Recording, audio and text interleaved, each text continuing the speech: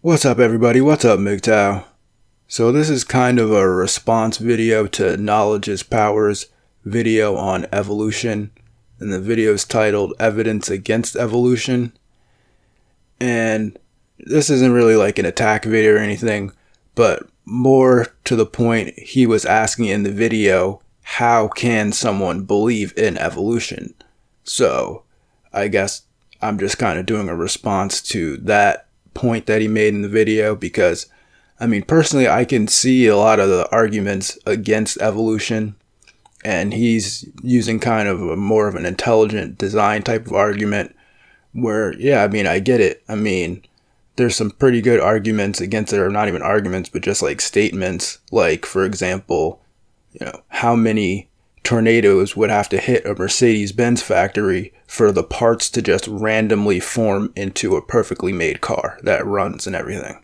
I mean, it seems almost impossible, even given enough time. And it's the same thing with the million monkeys, with a million typewriters writing Shakespeare. It's like, to me personally, it doesn't seem like no matter how much time, how many monkeys, and how many typewriters you have, you're not going to get Macbeth. It's just a mathematical kind of illusion that people like to point to, but it's really not possible. I mean, it just doesn't even make sense when you really think about it. Like, just putting a bunch of monkeys in a room for an infinite amount of time and then they'll just write Shakespeare randomly. Like, no, it doesn't make sense. And of course, I have a lot of questions about the evolutionary process itself, because if it's supposed to be this ongoing process, how come we don't see chimpanzees evolving into cavemen? It just seems that would be logical, that you would see, this constant movement towards the higher order animals, and even to the point where like single cell organisms shouldn't even exist anymore, because they should have all evolved into higher level animals, and those animals would have evolved into, and like basically every animal would have evolved into a human or some type of sentient animal that can talk and do mathematics and things like that. And obviously that's not happening. And obviously, chimpanzees are not evolving into cavemen as we speak. So there are obviously some big holes within the evolutionary theory. But also, on the other hand, we can see that speciation is a definite provable, scientific reality, that there's animals that are derived from an original animal, and then, say for instance, animal A and then animal B and C are derived from animal A, and animal A can reproduce with animal B and C, but animal B and C can't reproduce with each other. So it's very obvious that animals B and C are a derivative of animal A, yet they're speciated. And so given enough time, you could see how speciation could lead to other types of animals existing, and like, for instance, mammals. I mean, all mammals are the same, but they're different. Like a bear and a dog are very similar, and like a cat and a dog are very similar, but they're not the same animal. I don't think anyone would say that, a cat is a dog, or a dog is a bear, or a horse, or something like that. But they're far enough apart that people would call them a different animal. So saying that, I mean, to say that no animal has ever given birth to an animal that isn't itself is true on one hand, but it's all, speciation is provable science. It's very provable. It's observable. And, given enough time, one could see how that could lead to different animals being created. Now, saying all that, the way that he was presenting the intelligent design argument was, kind of in a kind of chess player god type of thing, where, obviously like a biblical version of that would be that God's literally sculpted man out of clay and sculpted the muscles and the hands and the fingers to do specifically what they're designed to do and the ears and all that stuff.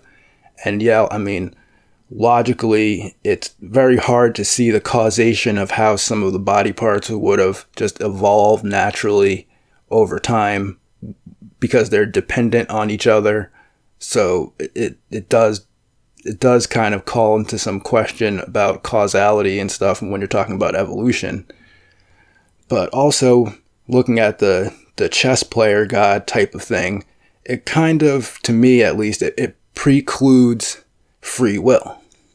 Because I guess if you're taking the kind of Mercedes-Benz analogy to intelligent design, that, you know, the Mercedes-Benz is specifically designed by man to go from point A to point B, and it was created intelligently by man, that's very obvious, and it's designed for a specific purpose. But I like to look at the universe more in the analogy of a computer program. Whereas, you know, a computer program is programmed with a set of rules, and then the free will element is the data that you input, whether it's, you know, an Excel spreadsheet or a video game or a music program, because KnowledgeIsPower makes music as well. And, you know, you can probably understand that there's a set of rules when you're creating music, where those rules aren't created by the musician, but in order to make music, you have to follow the rules. But also within those set of rules, there's a plethora of songs that can be created, whether it's a classical song or a jazz song or rap song or rock song or electronic music or salsa. These are all different forms of music, and no one can argue that they're different forms of music. They're different types of music, different songs and unique songs each within those types of music, but they all are based on the same principles. They're all based on these same basic musical principles that, you know, start off, and you can even see the evolution of music where, you know, instruments started off as just drums and rhythm, and then advance into like string instruments and wind instruments and all different types of digital instruments and things like that. And also you can see the evolution of a song itself within the rule set. Like, for instance, you can just play one note, and that would be kind of analogous to a single-cell organism. Or you can add chords and add changes and melodies and rhythm and all types of different elements to the song that add complexity to the song. And then you're adding lyrics and singing over the song. And then eventually you have this unique, beautiful song that's just created from a basic set of rules. So to me, at least, the preset conditions that allow for the universe to exist are the purposeful, intelligently designed things, similar to like a computer program, where there has to be somewhere where free will enters into it as well. Because I think that if you go too far into the chess player god type of thing, then it gets into determinism, where if God's controlling every single thing that happens in the universe and pre-making everything for a specific purpose, where it's like a car is determined by the creator as to what it can do. It can only drive on the road, and it can only drive a certain speed. And of course, there's still that free will element of if the person drives it or not, but the car only has that one singular purpose, and it doesn't really have free will in that same sense. Where if you look at it as a program, and then you're saying that, you know, God gives free will in the universe, and that free will is kind of a precondition, or you can even say one of the rules of the universe is that there has to be free movement in order for free will to exist. Then you can kind of look at the program rules type of analogy in that way, that the rules can be designed intelligently. Like, for example, in an open world video game like Grand Theft Auto, you know, the game is obviously designed intelligently by computer programmers. But then when you get the game and you play the game, there's things that can happen that are unexpected or not specifically designed by the programmer to happen that are caused by the player. And now it might be naive to say that God doesn't know what's going to happen, but then again, we have to balance that with the free will aspect. So maybe God does know what's going to happen, but he's not doing it because otherwise you wouldn't have free will. If God was doing everything, it would be similar to, the programmer of an open world game controlling your controller. It doesn't make sense because there's things that happen within the game that you control, and the interaction between the rule set of the game and the player is what creates the interactions in the game that are, in a sense, unpredicted by the creator of the game.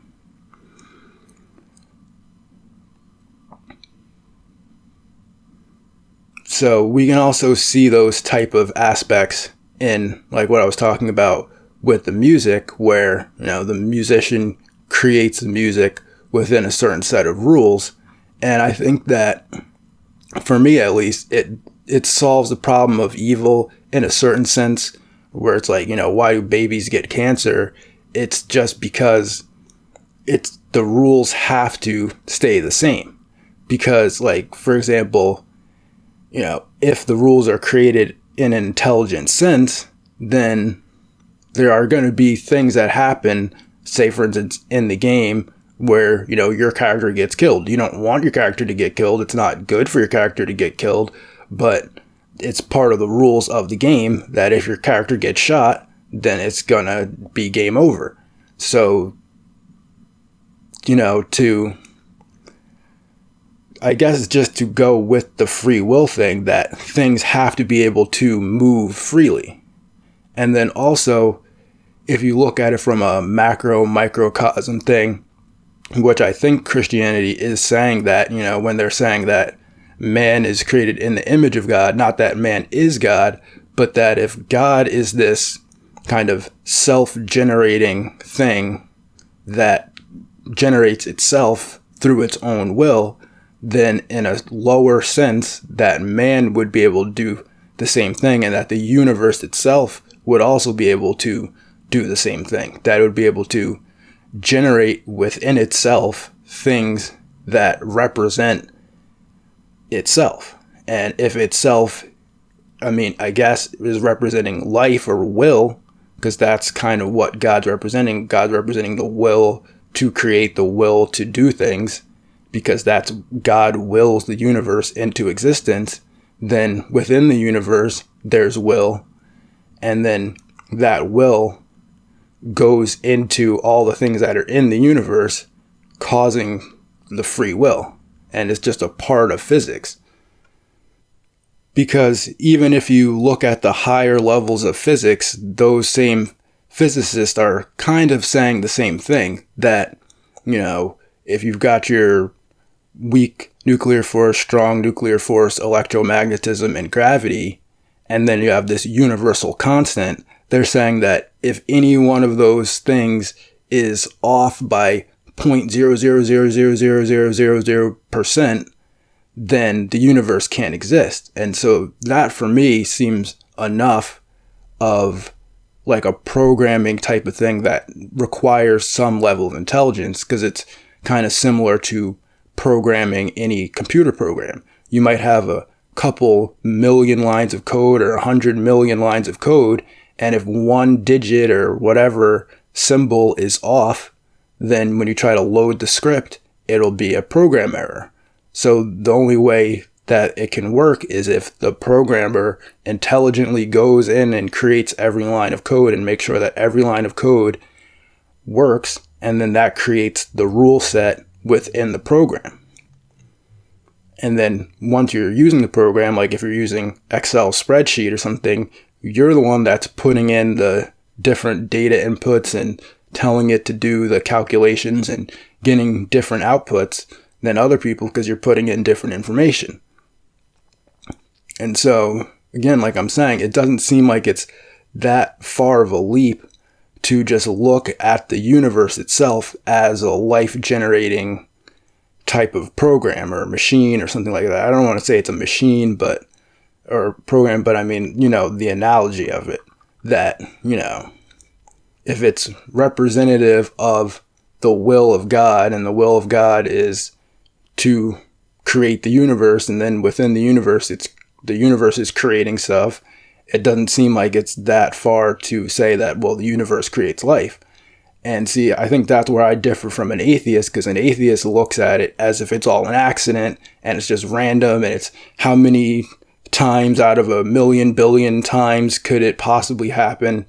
But if you just simplify it and say, well, no, there is a purpose of the universe, and the purpose of the universe is to create life, then it's not really that crazy to think that life would be created in the universe. Just like if you're making music and then you follow the rules of music theory, it's not crazy to think that you will have a song at the end of you following the rules of music theory and playing an instrument.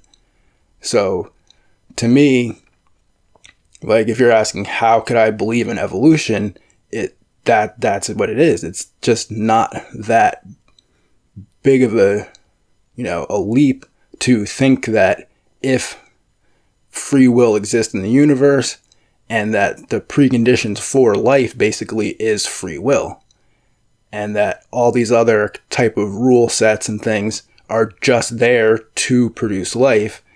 And if that's the thing that kind of we're made in the image of God, as he has the free will to generate things, and the universe has the will, I guess you can say, to generate things, then all the things that are generated within the universe that are life will have purpose, and will, in a sense, seem almost to be created through some type of intelligence. Just like when you listen to a song, it's just following the rules, and the song is beautiful because of the fact that it follows the rules, not because of the fact that the universe forced the person that created the song to create that specific song.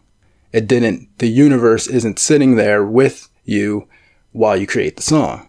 And then even within the mind of the person that's creating the song, there's that element of creativity where, you don't know exactly what you're gonna make before you start making it. You just know that you want to make a song, that's the will, and then you start playing the piano or playing the violin or whatever you're playing, and you start with one note, and then you move to the next note and add complexity, and as the complexity builds, the song becomes more of a song, and then you add the lyrics, and then all of a sudden it's this great song.